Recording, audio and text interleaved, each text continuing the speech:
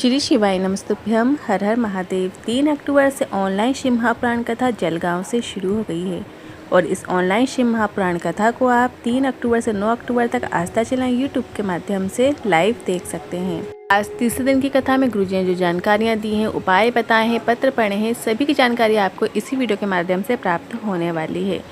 6 अक्टूबर और 7 अक्टूबर शरद पूर्णिमा के 2 विशेष उपाय हैं। चंद्रमौलेश्वर महादेव के नाम से किया जाने वाला उपाय है। शरद पूर्णिमा पर क्या उपाय करें, साथ ही कष्टों को दूर करने वाले एक नए उपाय की भी जानकारी आपको प्राप्त होगी। शरद पूर्णिमा का दिन बहुत ही खास होता है। इस दिन जो चंद्रमा की रोशनी होती है, किरणें होती हैं, वो बहुत ही ज़्यादा सकारात्मक प्रभाव डालती हैं। तो इस दिन जब आप उपाय करेंगे तो आपके जीवन में भी सकारात्मक बदलाव देखने को मिलेंगे। तो किसी कारणवश यदि आपने आज कथा नहीं सुन पाए हैं तो पूरी कथा का रास्ता तो आपकी छोटे से वीडियो से प्राप्त होगा। बढ़ते हैं आज की कथा की पहली जानकारी की ओर। जिस व्यक्ति के जीवन में देने की आदत हो जाती है, उसे परमात्मा इतना सामर्थ्यवान बना देता है कि वो सबको लुटा सके। बढ़ते हैं आज की कथा की दूसरी जानकारी की ओर। कल्पना जी पत्र लेकर आए, लिखती हैं, पिता भी नहीं थे, स्थिति अच्छी नहीं थी, बस सुना था शिव पंडाल में शिव भक्तों को कुछ खिलाना ज़रूर चाहिए, तो हमने 40 रुपये की टॉफ़ी खरीद कर शिव पंडाल में बांट दी। पर मुझे विश्वास नहीं था कि 40 रुपये कब 40 लाख बन जाते हैं, पर ऐसा चमत्कार मैंने स्वयं देखा है। शिव पर विश्वास की ये कहानी है। पढ़ते हैं आज की कथा की तीसरी जानकारी की ओर। गुरुजी ने कहा 4 चीज़ें आपको हमेशा अपने जीवन में रखना है, तभी आपको जीवन में सफलता देखने को मिलेगी। पहला है परिश्रम।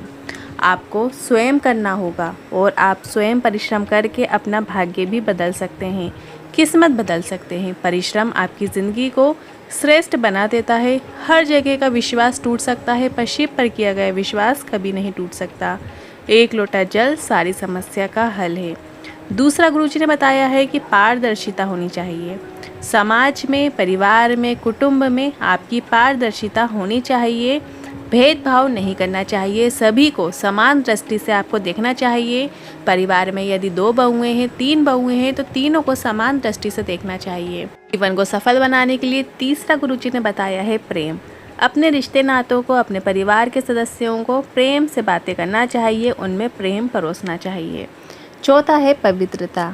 आपको अपने काम के प्रति, अपने चरित्र के प्रति पवित्रता होना आपकी आवश्यक है।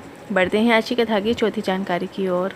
आप डॉक्टर के पास जाओ, पूरा ट्रीटमेंट लो, पर साथ में शिवलिंग पर बेलपत्र चढ़ाकर, जल चढ़ाकर, बेलपत्र प्राप्त करके नंदी जी के पीछे बैठकर उसको बाबा का स्मरण करके खाना शुरू कर दो। इसके बाद डॉक्टर के पास जाओ, लाभ ज़रूर देखने को मिलेगा।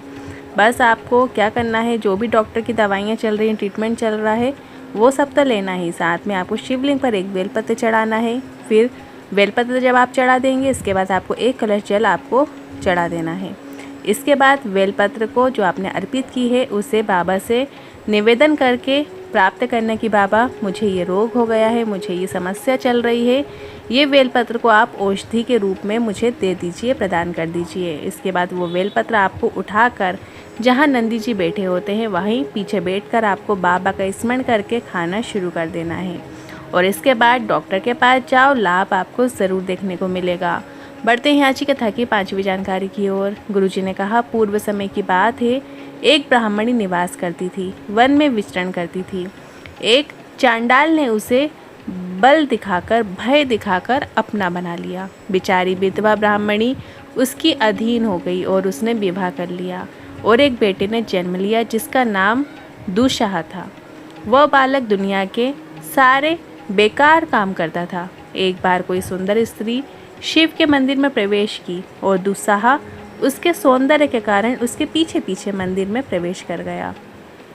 उसे पता नहीं था आज शिवरात्रि है और वह स्त्री पूजन करती रही और दुशाह उसका इंतज़ार करता रहा और पूरी रात ना कुछ खाया ना पिया। और ऐसी शिव की कृपा हुई, उस दुशाह के सामने एक शिवलिंग के रूप में शिव प्रकट हो गए। दुशाह ने कहा आप कौन हो? फिर शिव ने कहा जिसके मंदिर में बैठा है मैं शिव हूँ। इसके बाद दुशाह हाथ जोड़कर कहता है मैंने अपनी माँ से आपके बारे में सुना है, पर आपने मुझे क्यों दर्शन दिए? मैं सारे गलत काम करता हूँ। फिर शंकर भगवान ने कहा तूने शिवरात्रि में जागरण किया है, ना कुछ खाया है ना पिया। मैं तुझ पर प्रसन्न हूँ, मांग तुझे क्या चाहिए, जो तुझे मांगना है वो तुझे प्रदान होगा। भोलेनाथ तो बहुत भोले हैं, यही दुस्साह अगले जन्म में विचित्र वीर और वीरभद्र बने, जो शिव जी के गण हैं। बढ़ते हैं आज की कथा की 6वीं जानकारी की ओर। शरद पूर्णिमा में मनोकामना पूर्ति उपाय किया जाता है। अब मनोकामना आपकी किसी भी चीज़ की हो, चाहे विवाह को लेकर हो, नौकरी को लेकर हो, धन प्राप्ति के लिए हो, कर्जा मुक्ति के लिए हो, या आपकी कोई विशेष कामना हो कि आपका घर बन जाए, या फिर जो भी आपकी कामना है उस कामना को रखते हुए आप शरद पूर्णिमा में ये उपाय कर सकते हैं। इस उपाय को करने के लिए आपको एक दाना चावल की आवश्यकता होगी, एक बेलपत्र और एक कलश जल। अब शरद पूर्णिमा है तो शरद पूर्णिमा के उपाय आपको शाम के समय करना है। शाम के समय करना ज़्यादा अच्छा माना जाता है, पर आप अपने समय के हिसाब से भी कभी भी कर सकते हैं, पर शरद पूर्णिमा के दिन आपको करना है। आपको एक दाना लेना है चावल का, एक बेलपत्र लेना है और एक कलश जल लेना है। सबसे पहले आपको शिवलिंग पर एक दाना चावल का चढ़ा देना है, फिर एक बेलपत्र आपको अर्पित कर देना है। जहाँ से भी बैठकर आप बेलपत्र चढ़ा रहे हैं, बेलपत्र की डंडी आपसे ठीक विपरीत दिशा की ओर होना चाहिए, या फिर आप जलाधारी की ओर करते हुए भी अर्पित कर सकते हैं।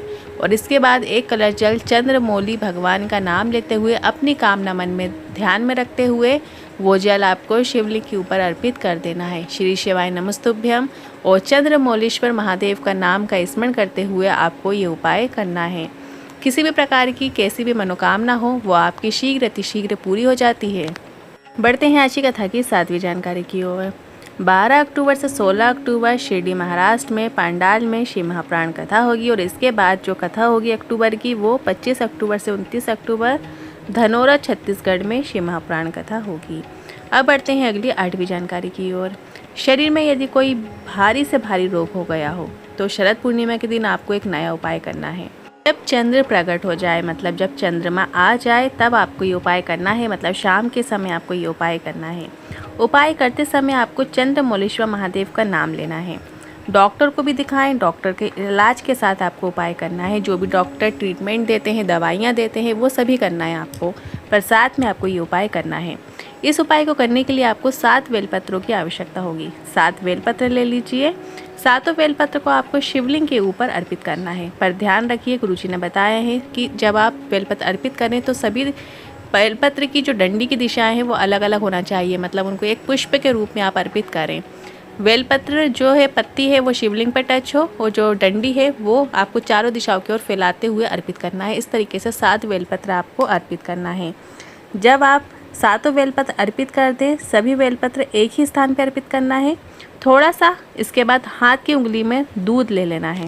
गाय का कच्चा दूध लेकर आपको वही जो गाय का दूध आपने लिया है उंगली में, वो आपको शिवलिंग के ऊपर एक बिंदी रूप में लगा देना है, अर्पित कर देना है। इसके बाद थोड़ा सा जल आपको अर्पित कर देना है। बस आपको इतना ही करना होता है। ये उपाय करते समय आपको चंद्रमौलीश्वर महादेव का नाम लेना है, और इसके बाद आपने जो 7 बेलपत्र आपने पुष्प रूप में अर्पित की है, वो 7 बेलपत्र आपको उठाकर घर ले आना है।